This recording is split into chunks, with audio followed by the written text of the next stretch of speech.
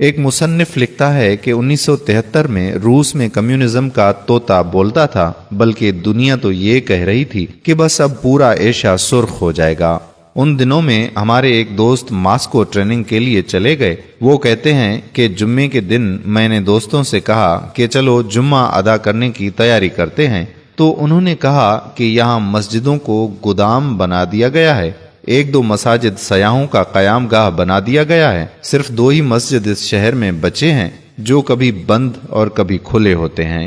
میں نے کہا کہ آپ مجھے مساجد کا پتہ بتا دیجئے، میں وہیں چلا جاتا ہوں اور جمعہ ادا کر لیتا ہوں۔ پتہ لے کر میں مسجد تک پہنچا تو مسجد بند تھی۔ مسجد کے پڑوس میں ہی ایک بندے کے ساتھ مسجد کی چابی تھی۔ میں نے اس آدمی سے کہا کہ مسجد کا دروازہ کھول دو، مجھے نماز پڑھنی ہے۔ اس نے کہا کہ دروازہ تو میں کھول دوں گا، لیکن اگر آپ کو کوئی نقصان پہنچا تو میں ذمہ دار نہیں ہوں گا۔ میں نے کہا کہ جناب دیکھیں، میں پاکستان میں بھی مسلمان تھا اور روس کے ماسکو میں بھی مسلمان ہی ہوں۔ پاکستان کے شہر کراچی میں بھی نماز ادا کرتا تھا اور روس کے شہر ماسکو میں بھی نماز ادا کروں گا، چاہے کچھ بھی ہو جائے۔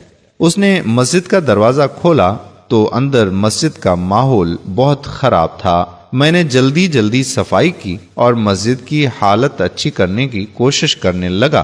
کام سے فارغ ہونے کے بعد میں نے بلند آواز سے آذان دی۔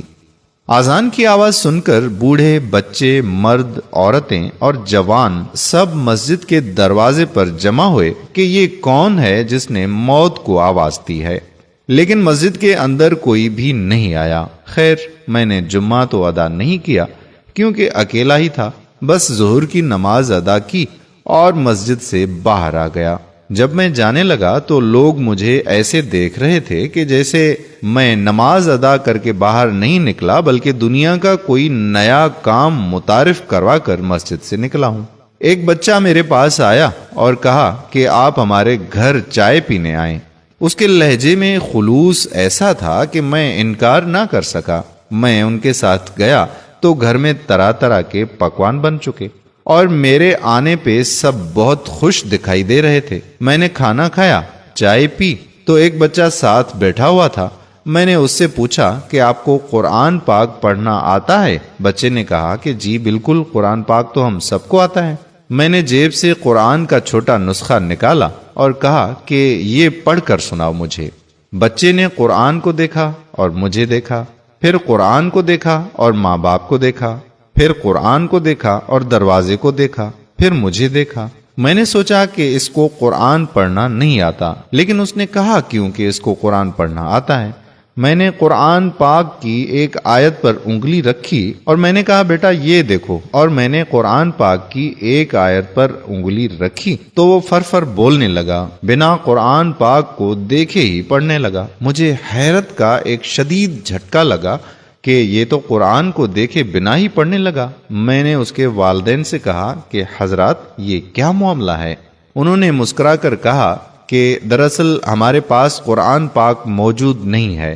کسی کے گھر سے قرآن پاک کی آیت کا ایک ٹکڑا بھی مل جائے تو اس تمام خاندان کو پھانسی کی سزا دی جاتی ہے، اور اس وجہ سے ہم گھروں میں قرآن پاک نہیں رکھتے۔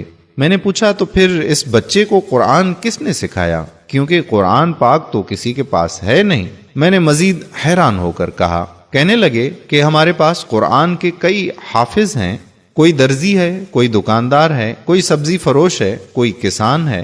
ہم ان کے پاس اپنے بچے بھیج دیتے ہیں محنت مزدوری کے بہانے۔ وہ ان کو الحمدللہ سے لے کر والناس تک زبانی قرآن پڑھاتے ہیں، اور ایک وقت ایسا آ جاتا ہے کہ وہ حافظ قرآن بن جاتے ہیں۔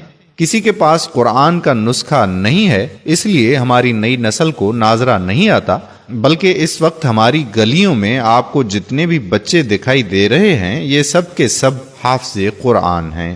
یہی وجہ ہے کہ جب آپ نے اس بچے کے سامنے قرآن رکھا تو ناظرہ کر کے اس کو پڑھنا نہیں آیا، لیکن جب آپ نے آیت سنائی تو وہ فر بولنے لگا۔ اگر آپ نہ روکتے تو یہ سارا قرآن ہی پڑھ کر آپ کو سنا دیتا۔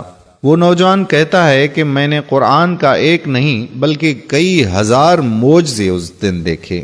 جس معاشرے میں قرآن پاک گھر میں رکھنے پر بھی پابندی لگائی گئی تھی، اس معاشرے کے ہر بچے، بوڑھے، مرد و عورت کے سینوں میں قرآن حفظ ہو کر رہ گیا تھا۔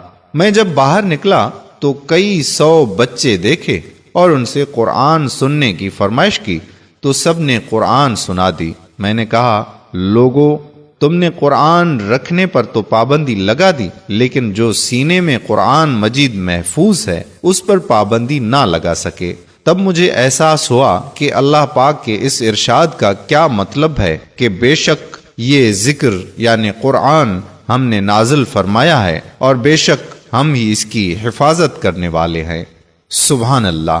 آپ تمام احباب سے پرزور اپیل ہے کہ اس ویڈیو کو دل کھول کر شیئر کریں۔ آپ کا 1 سیکنڈ لگے گا اور لوگوں کے علم میں اضافہ ہوگا اور اس کار خیر کا سبب آپ بنو گے۔ جزاک اللہ خیرہ۔